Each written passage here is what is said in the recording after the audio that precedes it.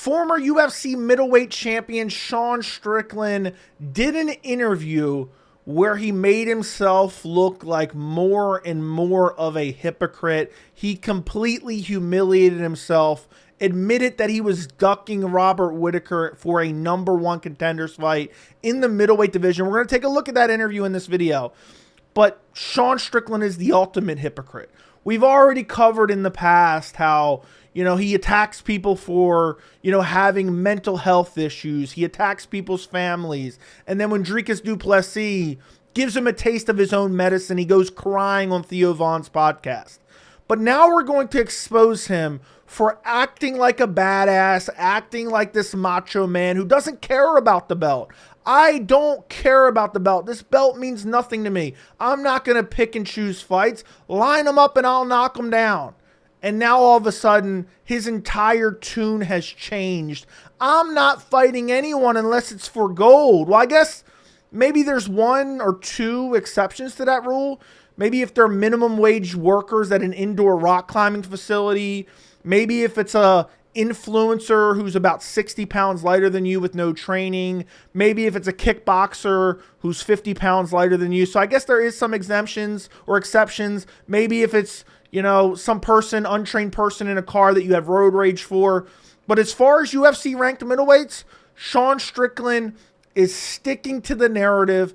I have earned my title shot with a squeak by split decision win against Paulo Costa at UFC 302. We're going to break it all down in this video. Let's start off right away. This is at the UFC 293 post-fight presser. Let's see what Sean Strickland has to say about the title. Let's see what he has to say about people picking and choosing fights. Line them up, UFC, and I'll knock them down. I'm the champion now. I'll line them up and knock them down. Well, now that you lost the belt, where's that? Where's that attitude now? Now you just want to wait for a title shot? I'll wait as long as it takes. And wait till you see the interview of him ducking Robert Whittaker. It's so embarrassing. He refuses. He said, I'm not fighting anyone. He's already turned down Khamzat Chimaev multiple times. And by the way, spoiler alert, I don't think this is going to end well for Sean Strickland with the UFC. I do not think this is going to end well. But let's listen to what he had to say at UFC 293. Choice of who you fight. The UFC never comes up to you and says, hey, Sean, would you like to fight this guy? Would you like to fight this guy? The UFC says, hey, you're fighting this guy. Fight this guy. So at the end of the day, I'm the champion, so fucking line him up. I'll knock him down or get knocked down. So line him up and I'll knock him down. The UFC's not asking you. They're telling you. Well, now all of a sudden, the fans want a Sean Strickland Robert Whittaker fight for #1 contender because there's no clear-cut #1 contender right now. And in a second, you're going to see him duck it like his life depends on it. Next clip, he's talking about the title. He doesn't care about the title, guys. He doesn't care. It's all bullshit. He doesn't care that he's the champion now. He's over it. The question is, how does it feel, to have that title up there? How does it feel to be world champion? The first words out of his mouth right here, oh, I'm already over it. I don't really care about this belt. It's all bullshit. Listen to this. That you hadn't having doubts when you were on your way out there, and I'm sure there are probably times in your career you never thought this was going to happen, right? So yeah, to be sitting up there with that belt, tell me about it. I mean, I'm pretty much over it now, you guys. It was exciting for like a month, a minute, but now it's just on to the next. At the end of the day, guys, here's the thing, guys. Say me and Izzy fight again, and say the Chinaman clips me. And then Izzy's sitting here and he's saying, how does it feel to be a world champion, as his acrylic fucking nail. So, like, a lot of this is bullshit.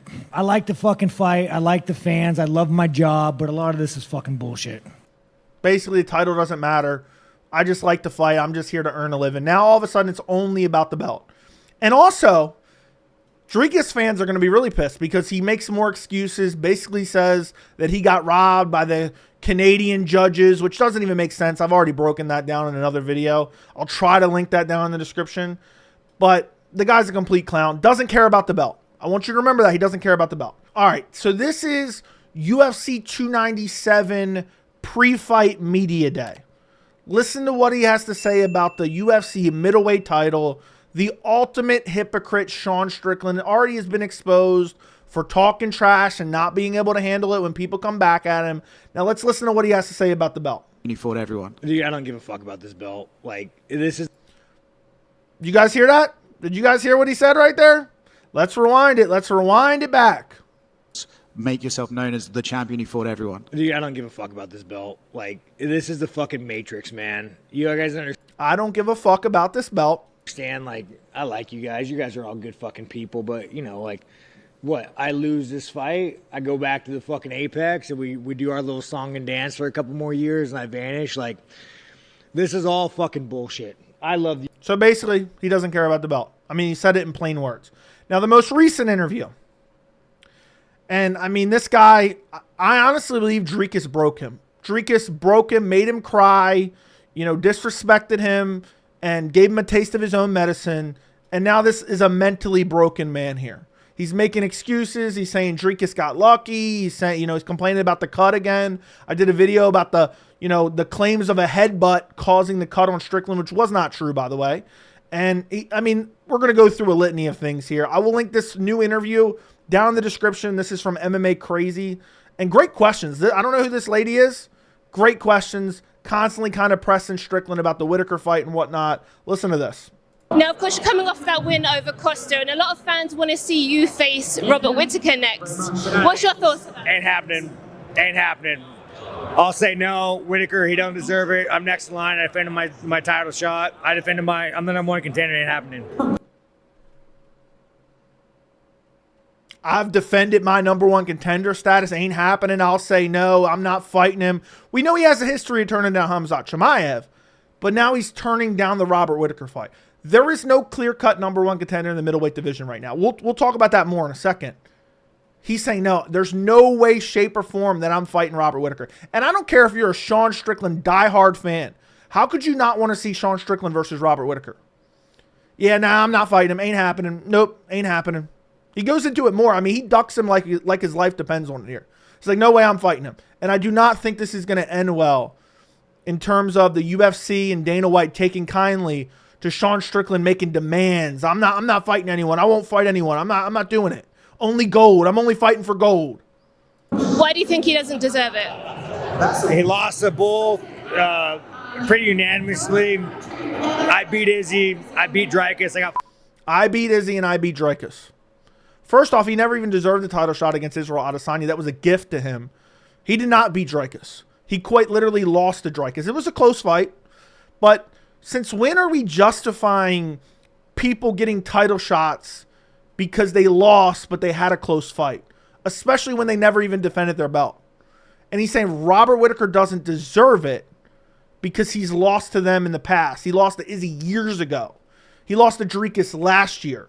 By the way, in the past, and I don't have this clip, Sean Strickland kind of makes excuses for Whittaker and says, oh, I think he took Dricus lightly and whatnot. So stuff along those lines. So, yeah, Whittaker doesn't deserve it. We're going to compare and contrast their resumes here in a second.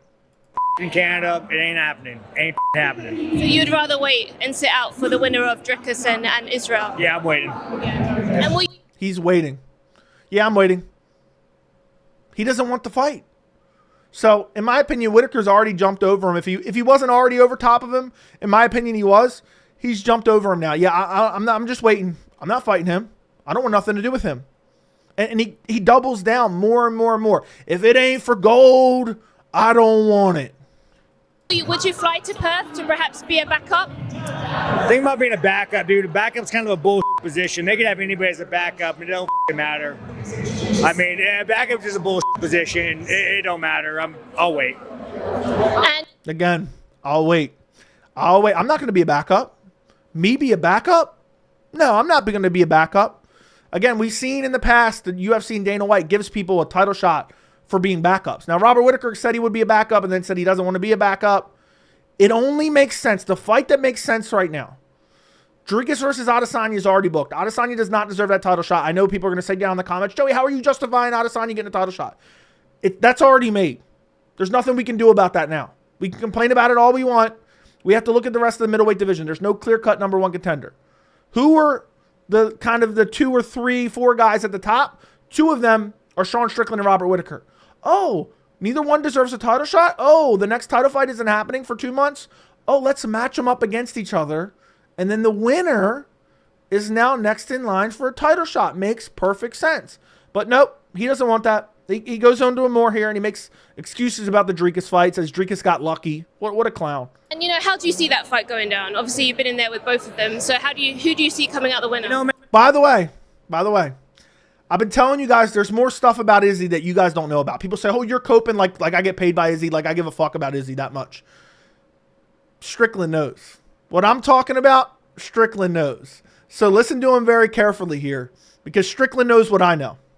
Man, it's kind of hard because up until I got cut, I mean, when you got blood in the eye, you just can't see, but I didn't really think it was that good. I mean, I wasn't getting hit. So Dricus isn't that good. That's not the part I'm talking about. Dricus wasn't that good, and he got lucky with a cut that he blamed on a headbutt that was non-existent. I was hitting him. You know, God kind of gave him a gift with that cut, so. God gifted him with that cut, but now he's going to talk about Adesanya. And I don't know, man. I don't know. I don't think he was that great. Just, I got cut. So do you see Izzy coming out and getting the belt back again, or do you see Dricus retaining? It depends how hard Izzy trains, like once you become a superstar and you got pearl necklaces and you start dudes, like I think it just makes you a little bit on the soft side. So we'll see. By the way, Sean Strickland's always talking about some like homosexual stuff, homoerotica, whatever it may be. I really truly believe, and I said this before, I think Sean Strickland, there's a lot of jokes about fighters who are closeted gay. I think Sean Strickland's closeted gay.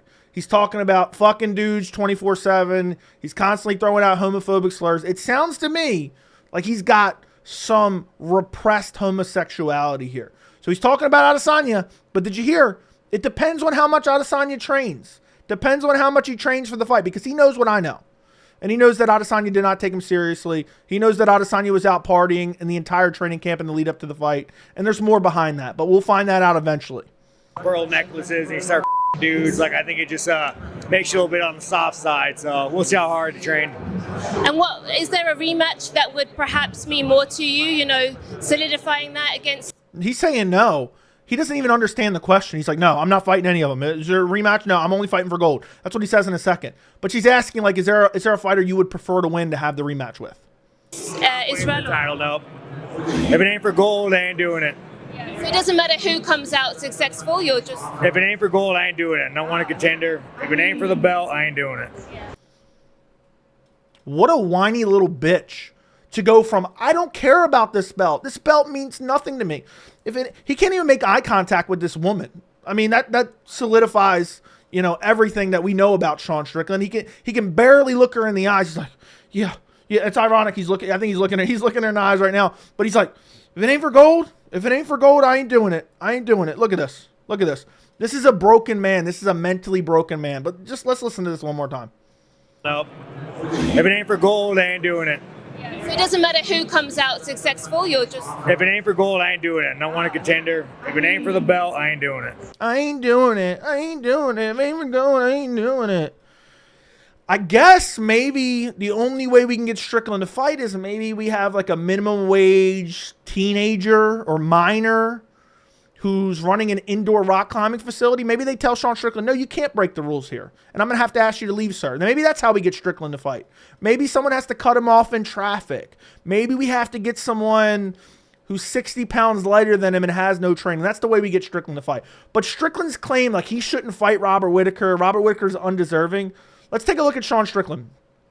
We have to account when we're looking at a title shot. Of course, we can take others, kind of past resume into account. But really what matters is what have you done since your most recent loss? He lost to Dricus. Dricus owned him mentally and then beat him via split decision. Since then, he beat Paulo Costa. Paulo Costa's last win was in August of 2022 against the dead body of Luke Rockhold. Before that, lost to Marvin Vettori. Before that, lost to Israel Adesanya. Does not have a win against a fighter who's currently on the UFC roster. And while I'm not trying to completely discredit the win, what I'm trying to say is this isn't some like massive statement win where he turned back a guy on a surging 10-fight win streak. That's what I'm trying to point out here. Costa's an okay win. He squeaked by via split decision while doing literally no damage and teeping the entire fight. That's all he did. There was no real damage done in this fight, and he won via split decision. Meanwhile, you have Robert Whittaker, former middleweight champion. Okay, that doesn't really take too much into account. That's before, his most recent loss. Brutalized Ikram Aliskerov via one-punch KO in the first round on short notice, last-minute opponent switch. Hyped up prospect in Ikram Aliskerov. Beat Paulo Costa before Sean Strickland. So Sean Strickland eked out a decision, a split decision win against Robert Whittaker's leftovers. And now he's claiming I'm undeniable for a title shot. And that's not even taken into account. You want to go back and look at losses. Oh, he lost to Dricus Du Plessis. Oh, he also lost to Jared Cannonier. He got stopped by Alex Pereira. Oh, let's see what Nasruddin Imavov has done. They fought each other before, but Nasruddin Imavov, 2-fight win streak, beat Roman Dolidze, dominated him, who was is a ranked middleweight right now. Beat Jared Cannonier, stopped Jared Cannonier, who has a win over Sean Strickland. Now, granted, Sean Strickland has a win over Nasruddin Imavov. You go down here, he has a win. But again, if we're playing this game where we're just like, oh, well, this win or that win, there's no clear-cut number one contender. And if you had to pick one, who's the most deserving? 2-fight win streak, beat the same guy Sean beat him more dominantly, and then took out a guy who was a hyped-up prospect on short notice. I think it has to be Robert Whittaker. So this guy's an outright clown. He's ducking Robert Whittaker. He needs to fight him for the number one contender spot. I do not believe this ends well for Sean Strickland. Dana White in the UFC does not like when guys refuse to fight. They do not like when guys even publicly come out and say, yeah, I'm just waiting. I'm just going to wait. I'm just going to wait. I'm just going to wait.